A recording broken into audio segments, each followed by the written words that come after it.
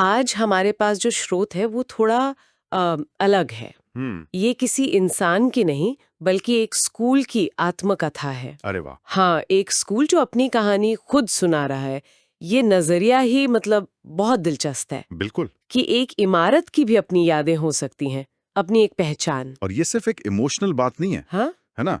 ये हमें सोचने पे मजबूर करती है कि हम जगहों से कैसे जुड़ते हैं। हाँ, कैसे ईंट और गारे की एक बिल्डिंग हाँ। हमारे लिए एक एक जीवित चीज बन जाती है। हमारी पहचान का हिस्सा। बिल्कुल। तो आज हम यही समझने की कोशिश करेंगे कि एक इमारत घर कैसे बनती है। तो कहानी की शुरुआत होती है पहली ईंट से, लेकिन स्रोत कहता है कि उसे असल जिंदगी तब मिली जब जब पहले दिन बच्चे अंदर आए। अच्छा। एक लाइन है, उनकी हंसी, उनका शोर, उनके कदमों की आहट ने मेरी खामोश दीवारों में जान डाल दी। ये बहुत गहरी बात है।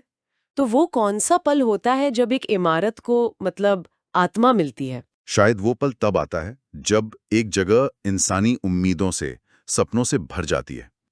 वो सिर्फ बच्चों का शोर नहीं है, वो पहली बार दोस्त बनाने का उत्साह है, कुछ नया सीखने की एक उत्सुकता है। और थोड़ी घबराहट भी। हाँ बिल्कुल।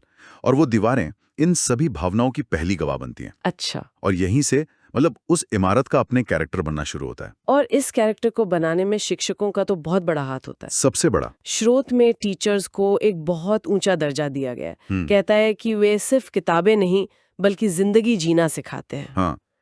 पर क्या ये सिर्फ एक आइडियल तस्वीर है? यार, स्रोत बताता है कि ये जीवन के सबक असल में कहाँ सिखाए जाते हैं। हाँ, और दिलचस्प बात यही है। क्या?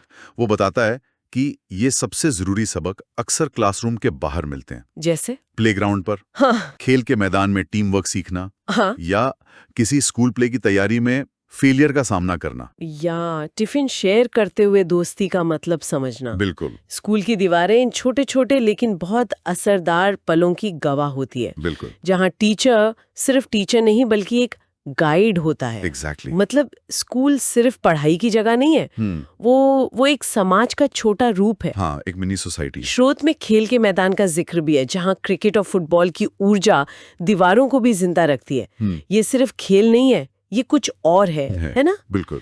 समाजशास्त्र में एक थर्ड प्लेस का कॉन्सेप्ट होता है। अच्छा, ये क्या है? मतलब घर और काम या स्कूल के अलावा एक तीसरी जगह, हाँ, जहाँ समुदाय बनता है, जहाँ सामाजिक पहचान बनती है। और ये स्रोत स्कूल के मैदान को बच्चों के लिए वही थर्ड प्लेस के रूप में दिखाता है। सही बात है, क्योंकि वहाँ नियम थोड़े कम होते हैं और बच्चे खुद को ज्यादा आजादी से एक्सप्रेस कर पाते हैं। और फिर एक दिन आता है जब ये बच्चे बड़े होके चले जाते हैं। डॉक्टर, इंजीनियर, कलाकार बनते हैं। स्रोत का सबसे इमोशनल हिस्सा वो है जब स्कूल कहता है, जब वे सालों बाद अपने बच्चों के साथ मुझसे मिलने आते हैं तो मेरा हर कोना खुशी से चमक उठता है। ये तो बहुत ही सुंदर है। तो एक स्कूल की असली विरासत क्या है फिर? क्या वो सिर्फ सफल छात्रों की एक लिस्ट है? इस स्रोत के मुताबिक तो बिल्कुल नहीं। तो फिर क्या है? असली विरासत वो गहरा भावनात्मक जुड़ाव है, वो नाता है जो छात्र स्कूल छोड़ने के दशकों बाद भी महसूस करते हैं। मतलब जब कोई कहता है मैं आज भी अपने स्कूल के सामने से गुजरता हूँ तो एक पल के लिए रुक जाता हूँ। वही असली विरासत है। हाँ। स्कूल उनकी पहचान का एक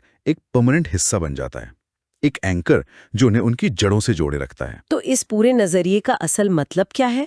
शायद ये कि हम संस्थानों को मापने का तरीका बदलें। कैसे? सफलता सिर्फ रिजल्ट्स या रैंकिंग में नहीं है, बल्कि इस बात में है कि सालों बाद भी कोई पूर्व छात्र उस जगह से कितना जुड़ाव महसूस करता है।